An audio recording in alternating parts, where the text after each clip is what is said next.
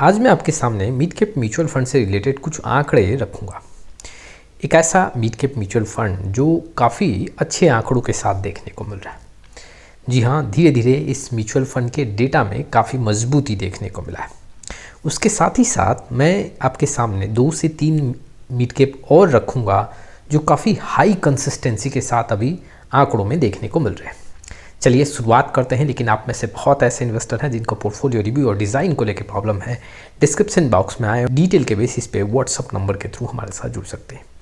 शुरुआत करते हैं। सबसे पहले एक ऐसा मिड कैप म्यूचुअल फंड जो धीरे धीरे आंकड़ों के मजबूती के साथ, चाहे शॉर्ट ड्यूरेशन का आंकड़ा देख लो या फिर लॉन्ग ड्यूरेशन का आंकड़ा देख लो, इस म्यूचुअल फंड का रिटर्न काफ़ी स्ट्रॉन्ग दिख रहा है। मैं कौन से म्यूचुअल फंड की बात कर रहा हूँ? मैं ICICI prudential mid cap mutual fund की बात कर रहा हूँ। आंकड़ों में अगर आप देखोगे तो सबसे पहले हम शॉर्ट ड्यूरेशन की बात करते हैं। पिछले एक महीने में इस म्यूचुअल फंड ने 5.47% का रिटर्न दिया है। कैटेगरी एवरेज में 3% का सिर्फ रिटर्न है। अगर मैं 3 मंथ का आंकड़ा देखूं तो 0.95% का रिटर्न है। कैटेगरी एवरेज में यहाँ पे 2 से 3% का नुकसान देखने को मिल रहा है। ठीक वैसे ही 6 मंथ का आंकड़ा देखें तो 5 से 6% का रिटर्न दिया इस म्यूचुअल फंड ने। कैटेगरी एवरेज में 0.55% का नुकसान देखने को मिल रहा है। पिछले एक साल में 24% के ऊपर का रिटर्न है। कैटेगरी एवरेज में सिर्फ 14 से 15% का रिटर्न है। पिछले 2 साल की बात करूं तो 14 से 15% का रिटर्न है। कैटेगरी एवरेज में यहाँ पे 10 से 11% का रिटर्न देखने को मिल रहा है। आप 3 साल का आंकड़ा देख लो, 4 साल का आंकड़ा देख लो, आप 5 साल का आंकड़ा देख लो, 7 साल और 10 साल में हर एक ड्यूरेशन में आपको क्या देखने को मिलेगा कि कैटेगरी एवरेज से काफ़ी बेहतर देखने को मिल रहा है। चाहे आप शॉर्ट ड्यूरेशन का आंकड़ा देख लो और लॉन्ग ड्यूरेशन का आंकड़ा देख लो, कभी भी इस म्यूचुअल फंड में कैटेगरी एवरेज से कम पैसा नहीं बनाई। और उसके साथ ही साथ कैटेगरी एवरेज से शॉर्ट ड्यूरेशन में डिफरेंस काफ़ी बड़ा देखने को मिल रहा है, अच्छा खासा देखने को मिल रहा है। तो धीरे धीरे ICICI prudential mid cap mutual fund एक स्ट्रॉन्ग डेटा के साथ यहाँ पे मिड कैप कैटेगरी में काफ़ी मजबूत देखने को मिल रहा है। चलिए अब जानते हैं कौन से 2 से 3 ऐसे मिड कैप म्यूचुअल फंड हैं जो काफ़ी हाई कंसिस्टेंसी के साथ देखने को मिल रहे हैं। देखो, हाई कंसिस्टेंसी का मतलब है कि लगातार अपने कैटेगरी एवरेज और बेंचमार्क से बेहतर दिख रहे हैं। हाई कंसिस्टेंसी का ये मतलब नहीं है कि रिटर्न हाई हो, तो इसको आपको कंसीडर करना पड़ेगा। देखो, सबसे पहले अगर आप नोटिस करोगे तो मैं आपके सामने Nippon India growth mid cap fund रखूँगा।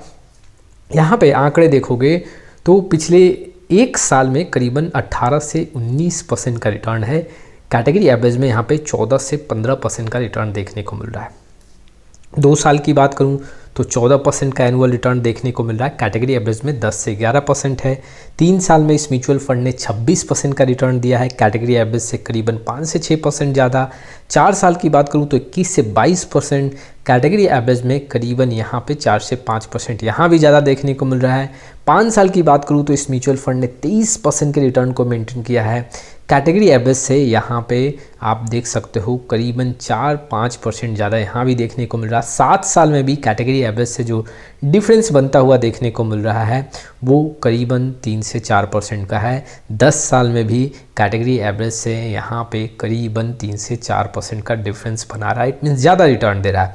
तो इस म्यूचुअल फंड में अगर आप देखोगे तो 1 साल से लेके 10 साल के ड्यूरेशन के बीच में अगर एनुअल रिटर्न का आंकड़ा देखोगे तो कैटेगरी एवरेज से 3 से 5% ज़्यादा ही रिटर्न बना के दिया है। आपको हाई कंसिस्टेंसी के साथ देखने को मिल रहा है। शॉर्ट ड्यूरेशन की बात करूं तो शॉर्ट ड्यूरेशन में पिछले एक महीने में 4.93, 3 मंथ में 0.11%, 6 मंथ में 2% के ऊपर और शॉर्ट ड्यूरेशन में हमेशा अपने कैटेगरी एवरेज को पछाड़ा है। तो Nippon India growth mid cap fund जो है हाई कंसिस्टेंसी के साथ देखने को मिल रहा है। दूसरे नंबर पे अगर मैं देखूं कि हाई कंसिस्टेंसी के साथ कौन सा म्यूचुअल फंड है तो ठीक आपके सामने आंकड़े हैं, देख सकते हो। HDFC mid cap mutual fund का आंकड़ा है। पिछले एक साल में 18 से 19% का रिटर्न देखने को मिल रहा है। पिछले 2 साल की बात करूं तो 13 से 14% के बीच में। 3 साल में 25 से 26% के बीच में देखने को मिल रहा है। 4 साल की बात करूं तो यहाँ पे 23% के आसपास। 5 साल में जो एनुअलाइज रिटर्न है वो 23 से 24, 7 साल में 22 से 23 और 10 साल में 19 से 20% का यहाँ पे रिटर्न देखने को मिल रहा है। और देखो, अगर आप कैटेगरी एवरेज से कंपेयर करोगे तो हर एक ड्यूरेशन में यहाँ पे कैटेगरी एवरेज से करीबन 3 से 4% का रिटर्न का डिफरेंस देखने को मिल रहा है। इट मीन्स कि 3 से 4% ज़्यादा रिटर्न यहाँ पे देखने को मिल रहा है। अगर देखो 4 साल में ये आंकड़े देखोगे तो यहाँ पे डिफरेंस थोड़ा ज़्यादा है। जैसे कि देखोगे तो 17% यहाँ पे रिटर्न है कैटेगरी एवरेज में, यहाँ पे 23%, कुल मिला के 6% का डिफरेंस देखने को मिल रहा है। यहाँ पे 5 साल में देखोगे तो जो डिफरेंस का आंकड़ा है वो 5% के करीब में है। 7 साल में देखोगे तो यहाँ पे जो डिफरेंस का आंकड़ा है वो करीबन 3% के आसपास है। तो कुल मिला के लॉन्ग ड्यूरेशन में आंकड़े मजबूत है। शॉर्ट ड्यूरेशन की बात करूँ तो यहाँ पे पिछले 1 मंथ में जोर दिख रहा है, पिछले 3 मंथ में नेगेटिव रिटर्न दिख रहा है, 6 मंथ में यहाँ पे 3.74% के साथ है। तो अगर मैं देखूं तो पिछले 1 महीने में कैटेगरी एवरेज से कमज़ोर है, 3 मंथ में कैटेगरी एवरेज से बेहतर दिख रहा है, 6 मंथ में भी कैटेगरी एवरेज से बेहतर दिख रहा है। तो HDFC मिड कैप जो है वो हाई कंसिस्टेंसी के साथ अभी आंकड़ों में देखने को मिल रहा है। नेक्स्ट जो म्यूचुअल फंड है जो हाई कंसिस्टेंसी यहाँ पे देखने को मिल रहा है, ठीक आपके सामने आप आंकड़ों में देख सकते हो, यहाँ पे जो फंड है वो एडेलविस मिड कैप फंड है। देखो तीसरे नंबर पे ये हाई कंसिस्टेंसी के साथ है। पिछले 1 साल में इसने 17% का रिटर्न दिया है। कैटेगरी एवरेज में 14.56% का रिटर्न है।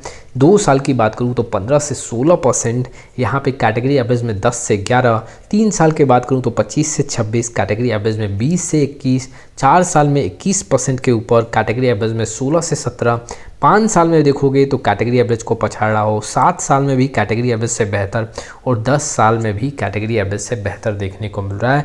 वहीं पे शॉर्ट ड्यूरेशन की बात करूँ तो आप देख सकते हो पिछले 1 मंथ में देखोगे तो कैटेगरी एवरेज से कम पैसा बना है, लेकिन 3 मंथ और 6 मंथ का आंकड़ा देखोगे तो कैटेगरी एवरेज से बेहतर देखने को मिल रहा है। कुल मिला के देखा जाए तो ये तीसरे नंबर पे जो मिड कैप म्यूचुअल फंड है वो हाई कंसिस्टेंसी के साथ देखने को मिल रहा है। तो ICICI prudential mid cap fund की बात करूं तो धीरे धीरे इस म्यूचुअल फंड का डेटा काफ़ी स्ट्रॉन्ग दिख रहा है, धीरे धीरे काफ़ी बेहतर यहाँ पे रिटर्न बनता हुआ देखने को मिल रहा है। हाई कंसिस्टेंसी की बात करूँ तो यहाँ पे 3 म्यूचुअल फंड मैंने आपके सामने रखे हैं, Nippon India mid cap fund, यहाँ पे HDFC मिड कैप फंड और फिर एडेलविस मिड कैप फंड। ये 3 जो फंड है जो हाई कंसिस्टेंसी के साथ देखने को मिल रहे हैं। देखो और भी मिड कैप म्यूचुअल फंड है जो कैटेगरी एवरेज और बेंचमार्क से बेहतर दिख रहे हैं। ऐसे अगर आप देखोगे तो ज़्यादा रिटर्न बनाने में भी बहुत सारे मिड कैप म्यूचुअल फंड हैं, जैसे कि इन्वेस्टको इंडिया मिड कैप हो गया, इंदिरा मैन्युलाइफ मिड कैप भी यहाँ पे काफ़ी स्ट्रॉन्ग दिख रहा है। तो बंधन मिड कैप का भी आंकड़ा यहाँ पे सही दिख रहा है। लेकिन देखो हर एक इन्वेस्टर के लिए हर एक mid cap mutual fund suitable नहीं होगा। हर एक मिड कैप में रिस्क का एक अलग फैक्टर है और उसे समझना पड़ेगा। शुरुआती दौर में आप एक अगर नए इन्वेस्टर हैं, आपको मिड कैप म्यूचुअल फंड का रिक्वायरमेंट है तो हाई कंसिस्टेंसी पे ज़्यादा फोकस करना चाहिए, ना कि हायर रिटर्न के पीछे भागना चाहिए। तो ये कुछ इन्फॉर्मेशंस थे जो इन्वेस्टर के लिए इंपॉर्टेंट थे। आपका क्या राय है इस वीडियो को लेके कमेंट बॉक्स में जरूर आए। फिर मिलेंगे एक नए वीडियो के साथ, तब तक के लिए जय हिंद जय भारत।